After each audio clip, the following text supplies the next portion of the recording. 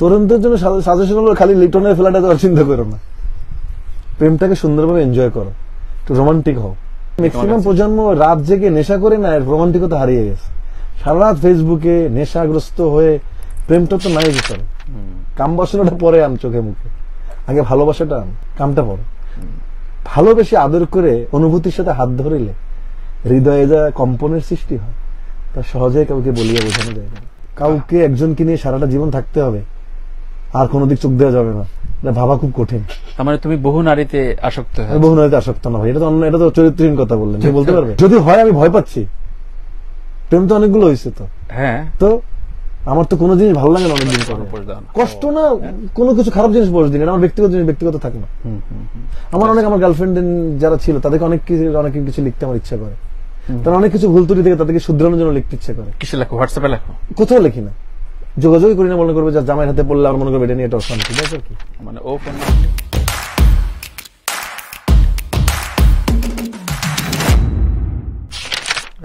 একসময় অনন্ত জলিলের সাথে তোমার সম্পর্ক ভালো ছিল, এখনো ভালো, এখন নাকি ভালো নাই? কে বলছে এটা? এটাই শুনি না, দীর্ঘদিন তোমার সাথে দেখা নাই।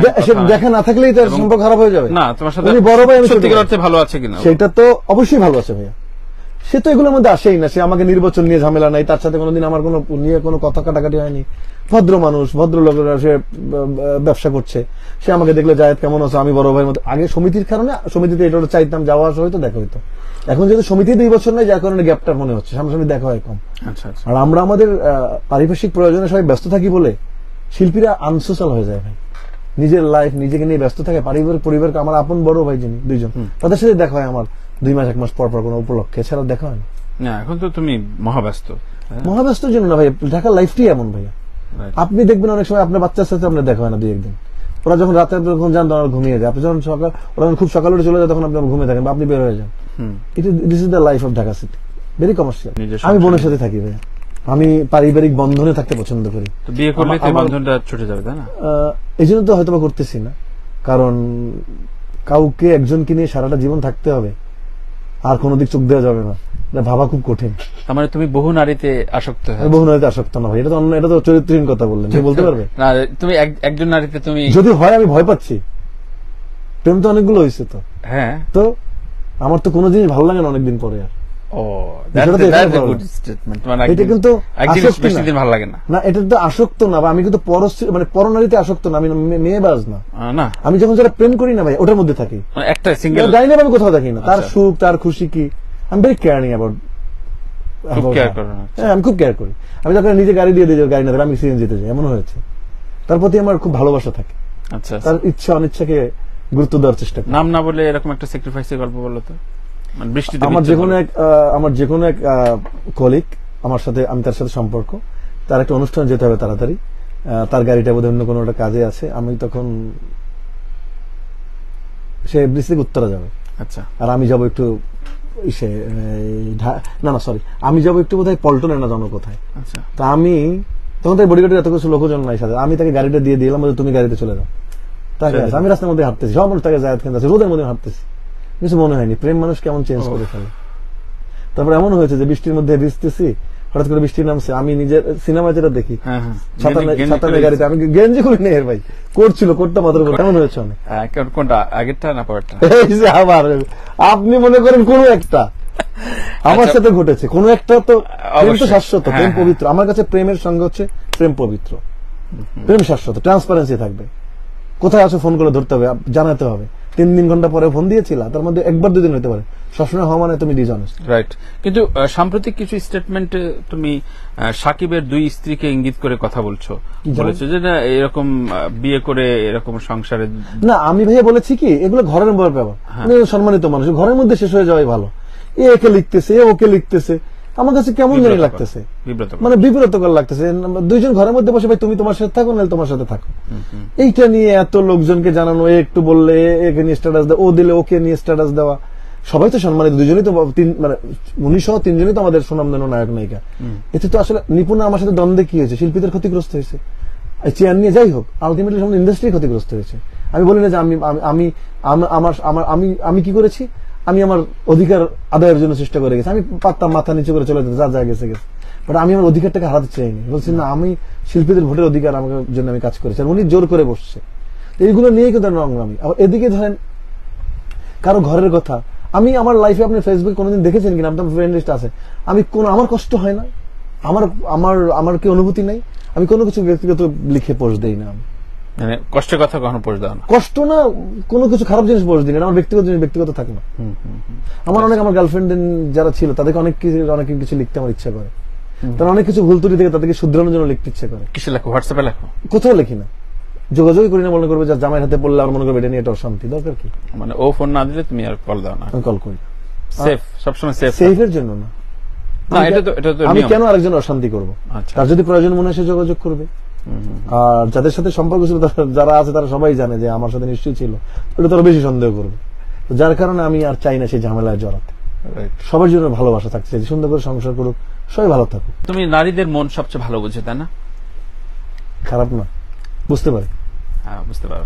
তো তরুণরা যারা প্রেম করছে তাদের উদ্দেশ্যে তোমার সাজেশন কি? তুমি তো এখন লাভগুরুর পর্যায়ে চলে গেছো। তরুণদের জন্য সাজেশন হলো খালি লিটনের ফ্ল্যাটে তো আর চিন্তা করো না, প্রেমটাকে সুন্দরভাবে এনজয় করো, একটু রোমান্টিক হও।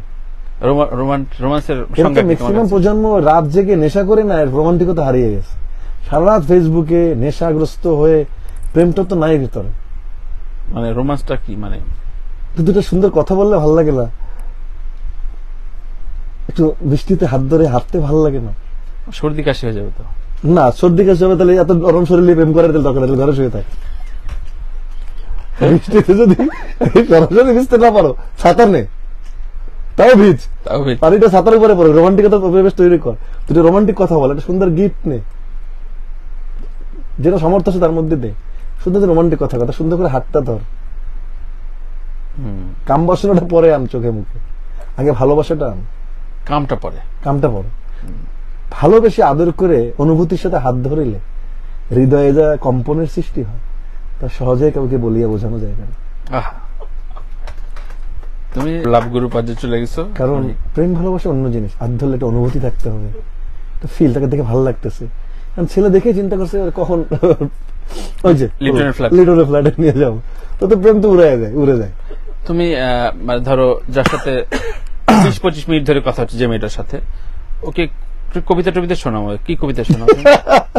কবিতা শোনাবো কেন? আপনার কত সুন্দর একটা কথা বলে, আর কি বলো? কবিতা না, মানে ধরেন মেয়েদের মনে হচ্ছে মেয়েরা রবীন্দ্রনাথের কথা, মেয়েরা জন্মগতভাবে খুব রোমাঞ্চিত, রোমান্টিকতা তারা খুব পছন্দ করে। মফিজ ছেলের সাথে দেখবেন রবীন্দ্রনাথ, আইনস্টাইন এগুলো বলে না ভাই, সত্যি কথা ভাই, নিজের কথা ঝাড়ে দাও। ভাই অনেক সুন্দর সুন্দর মেয়ে, বেংসি, কুদ্দুস, মফিজ, এদের সাথে ঘুরতেছে। আমি হায় হায় কি ঘুরতেছে এগুলো। পরে মনে হলো আমি ছেলেকে ডাকলাম, আচ্ছা ইউনিভার্সিটির মধ্যে থাকতে অবস্থা, ঢাকা ইউনিভার্সিটি পড়াশোনা করি, তুই এর পটালি কেন? ছেলে ডাকছি পরে হলে, তুই এর সাথে ঘুরতেছিস, যার সামনে তাকে দেখার জন্য তাকাই থাকতাম এত সুন্দর হয়ে। হ্যাঁ, মফিজ জীবনে স্যান্ডেল মানে জুতা ইন করা নাই, শেভ করে নাই, এই অবস্থা, দাঁত লাল। ও দেখি যার সাথে ঘুরতেছে, আমি বললাম যে হ্যাঁ কি রে, তুমি জেলাস? মানে তুমি জেলাস না? আমি বললাম থাকবে কেন ওর সাথে, ঝুটি হলে তো ভালো লাগতো। পরে একদিন ডাকলাম, কি হয়েছে শ্যাডোর ওখানে, কি করস তুই এরকম, মানে কি দিয়ে পটালি? বলে প্রথম নোটের কথা বলে কাছে গেছি, নোট এরপরে সুন্দর সুন্দর কবিতা শুনেছি, আর সুন্দর সুন্দর রোমান্টিক কথা। কি রোমান্টিক কথা? তুমি আমি হাঁটবো, লাল কৃষ্ণচূড়া দেখবো, কখনো দেখবো নীল আকাশ, কখনো শিশির ঘাসের উপরে খালি পায়ে হাঁটবো আমরা। এইসব শুনেই তো মেয়েরা এইসব শুনলেই হয়েছে। তো তুমি কার কবিতা মারো? আমি মাঝে মাঝে তানভীর তারিকের কথা মারি, তানভীর তারিকের তো অনেক বই আছে, তানভীর তারিক তো রোমান্টিক কথাটা লেখে। আমি এখন কবিতা না, ফেসবুকে তো সুন্দর সুন্দর লেখা দেয় তো তানভীর তারিক, কত ইতিহাস, কত কিছু দিয়ে, এগুলো তো কম কিসে। তোমাকে এবার বই করার জন্য অনেক অফার করেছিল। হ্যাঁ ভাই, এটা তো করলে বাকিটা প্রচার বাকি ছিল, এটা শেষ হয়ে যেতাম এবারে।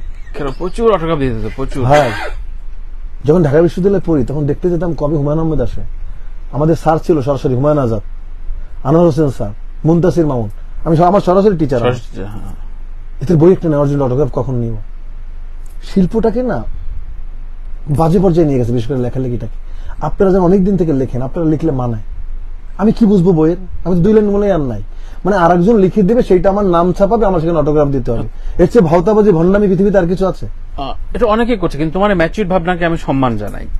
তুমি যখন যেদিন স্টেটমেন্টটা দিলে আমার খুবই ভালো লাগলো, যে তুমি অনেক রকম পাগলামি করো জীবনে, কিন্তু তুমি এই যে আমার পাগলামিটা কিন্তু একদম পুরো মেন্টাল পাগলামি না। আমি যতটুকু বিনোদনের জন্য দুটো কথা বলি মানুষ মজা পায়, দ্যাটস দ্য থিং। দিন শেষে কিন্তু আমি সুস্থ মস্তিষ্কের ঢাকা বিশ্ববিদ্যালয়ে এমএ পাস করা ভালো ফ্যামিলির একটা সন্তান। আমি কিন্তু দিন শেষে জানি আমি নেশাখোর না, আমার মস্তিষ্ক কিন্তু ব্রেন খুব স্বাভাবিক কাজ করে। আমি দেখবেন, আমি যখন আপনার সাথে কথা বলি, আপনি যতক্ষণ কথা বলছি, আপনি আমাকে একটা বলেন যে কোন কথাটা আপনার কাছে মনে হয়েছে জায়েদ খুব অস্বাভাবিক কথা বলছে এই বিষয়টা নিয়ে, না একটা পারবেন না। তাহলে আমি তো বই লেখার মতো যোগ্যতা আমার নাই, এর জন্য আলাদা গুণ থাকতে হয়, অনেক ইতিহাস জানতে হয়, তার মধ্যে লেখালেখির অভ্যাস থাকতে হবে। সে লিখবে, তারটা পড়বো, তার অটোগ্রাফ নিব।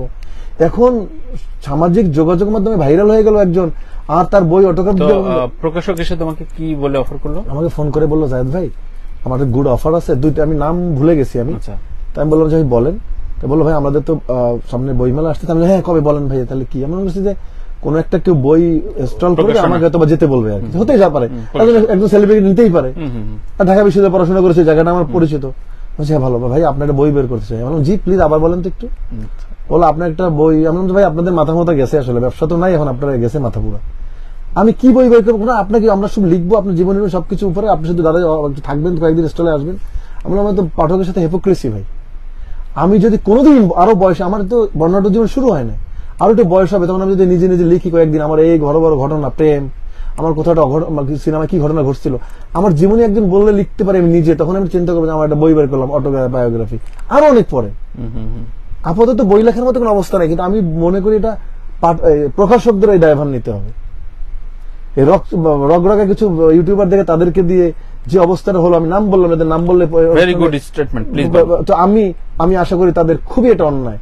এ ধরনের এটা এখনো একটি জায়গা ঠিক আছে, আমি মনে করি সেটা অমর একুশের বইমেলা, যেটাকে প্রাণের স্পন্দন বলা হয়। ঢাকা বিশ্ববিদ্যালয়ে পড়েছি আমি, যেখানে মানুষ বই খুঁজে ফেরে, যেখানে মানুষ সত্যিকার সাহিত্য খুঁজে ফেরে, যেখানে আপনাদের মতো সৃজনশীল লোকের সম্মিলন হয়, সেখানে কয়েকটাকে উন্মাদ কয়েকজন ইউটিউবার ধরে নিয়ে এসে তাদেরকে দিয়ে দাঁড় করায়, তাদেরকে দিয়ে বই পাঠায়, মানে জায়গাটার পুরো একদম নষ্ট করে দেওয়ার মতো একটা অবস্থা। তুমি কক্সবাজার গেলে, সেখানেও বলা হলো তুমি হানিমুনে গেছো, সেখানে একটা চমৎকার পরিবেশে আমাদের সবার প্রিয় ফরিদুল সাগর ভাইয়ের জন্মদিনে তুমি একটা অনুষ্ঠানে ছিল, আমার বন্ধু আমার শত্রু জয় ছিল। তো কেমন ওই সময়টা কেমন কাটলো? সাগর ভাই তোমাকে কি বললো? আমরা আসলে রামাদার একটা বিজ্ঞাপনে করেছি শুটিংটা, এবং খুব জোস একটা বিজ্ঞাপন ছিল এটা, এবং সবাই এটাকে প্রথম। ভাই সবচেয়ে মজার বিষয় হচ্ছে আমার মামা হন সম্পর্কে পিরোজপুরের মেয়র, নাম শুনে থাকবেন, যে মালেক, উনি আমাকে হঠাৎ করে ফোন দিলেন, আমি চুল কাটতেছি বিজ্ঞাপন করে আসার পরে, যে মামা কংগ্রাচুলেশন। তা আমি বললাম যে মামা এগুলো কোনো বলে না। মামা কেন বললো? বললো যে মামা ভাই না দেখলাম বিয়ে, তো ফেসবুক চালান না, তোকে বলছে ভাই না দেখলাম বিয়ে শাদী করছো, কক্সবাজারে গেছো, তো মামা হিসেবে একটু কি দাওয়াত পাই না? আমি বললাম মামা আপনি কি সিরিয়াস? মামা দেখলাম সিরিয়াসই। আচ্ছা আচ্ছা, তো কবে আসবা বলো, আমাদের দায়িত্ব কি আছে বা কি করা যায়, রাখ যা কাজটা করে ফেলছে। আমি মামা বিজ্ঞাপন বলো কি ব্যাগ? আমরা জি মামা একটা বিজ্ঞাপনের শুটিং, মানুষে উপরে নিচে কিছু নালেই লেখছে যে হানিমুনে জায়েদ খান, এইটাই। মানে আমি বললাম যে মামা কি পরিমাণ মানুষ আমাকে ফলো করে চিন্তা করেন, হাজার মানুষ এটা লিখতেছে, বাট আমারটা কি আবার ব্লাস্ট।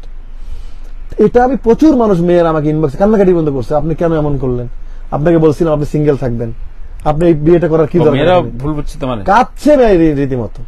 অনেক লিখছে, মানে এটাকে আমাকে ফরওয়ার্ড করে লিখছে যে এটা আপনাকে দিয়ে আশা করিনি, এইভাবে কান্নাকাটি রীতিমতো। অনেক গার্লফ্রেন্ড ছুটে গেছে তোমার? একটু মার্কেটটা যাচ্ছিল প্রায়, আবার ধরে ফেলছে। আমি এবার সবাইকে রিপ্লাই করছি, না এই হতে পারে, এটা মিথ্যা, এটা বিজ্ঞাপন।